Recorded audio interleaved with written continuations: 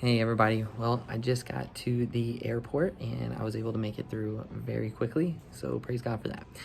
But I wanted to give you guys a video. I'm sorry I can't be there tonight, but a couple updates of things to just keep in mind. This Saturday from 10 to 12, we have our drink cart outreach. Sam Dag is going to be heading that up, and so if you are interested in being a part of that, please contact him.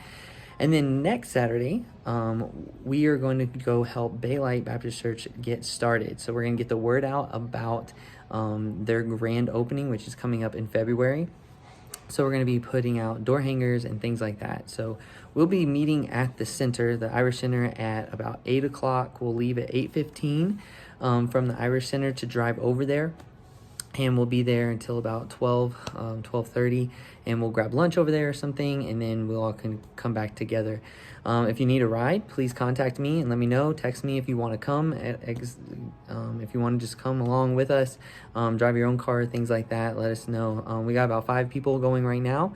If there's more of you that want to come, please just let me know. I hope that you can join. It's an awesome thing to get to join in and be a part of another church that's brand new and getting started and getting the word out about that.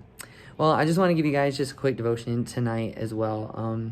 Thank you guys for bearing with us, with the passing of my grandfather. We never know when life is going to end. That's one sure thing in life is death, right? Unless Jesus comes back, we're all going to die at some point. And so it's very important to know where we're going. Dial 62424 on a Thursday telephone. Message, please. I don't know if you can hear that in the background, but that was an announcement. I just paused for that. But anyway, what we've been doing is this series, what we spoke on Wednesday was about unity, right? And how we can have unity in church. And one thing I want to talk about just tonight briefly is just this idea of the glue of unity. What keeps unity keeping it going, right? What helps it to continue to flourish? Now, eventually we'll get to this when we get to 1 Corinthians chapter 13, but that glue, the thing that keeps unity intact, even when things go wrong, is love, right? It's love. We have to have a love for one another. Today, I got to explain about how God is love to my 7th grade class, my Bible class. And one of the things I said to them was this. I said, love in the world standard is usually defined by some type of emotional feeling or something. And those feelings can sometimes lie to us. We can love the wrong things. Or those also sometimes what happens is our feelings can deceive us, right? They can trick us, right? Or those feelings can also go away, right?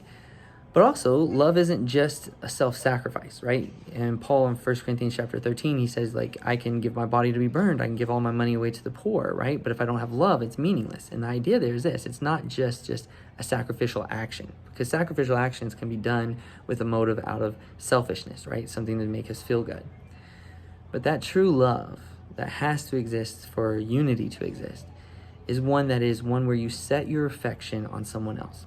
The Bible tells us in Colossians to not be overtaken with the things of the world, but instead it says to set your affections on things above, not on things of the earth. And that idea of putting your affections, putting your passions, affections are just these emotions, but it's not just emotions that arise up, that it's emotions that you can control and that you place in something else. It's like this, like if you saw someone that you were attracted to, that attraction, those feelings that sometimes they just come up. But affections are different.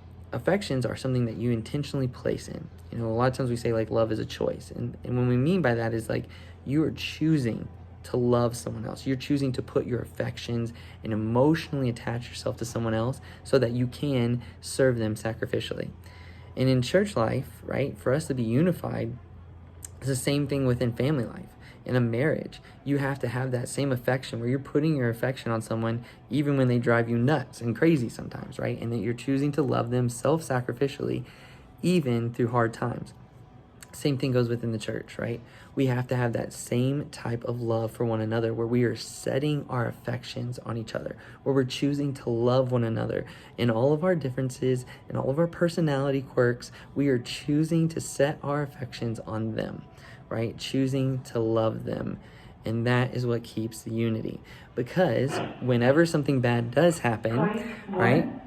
Another announcement. Like an announcement, you have to choose love. Someone forgot a cell phone. Anyways, what you have to do is when you do face traumas or troubles or personality differences, you have to then choose to say, you know what, I'm going to love them even through this. Now, when you do that, when you have that affection for someone, right, and you're willing to serve them sacrificially, that is what can keep the unity. Because then whenever someone does something wrong or something that's even hurtful or something that can even discourage you, you go back to, instead of being offended and selfish and hatred, you go back to, I love them, right? And that's the whole idea there, is that Jesus loved us when we were ugly and despicable, and we're to love others in the same way.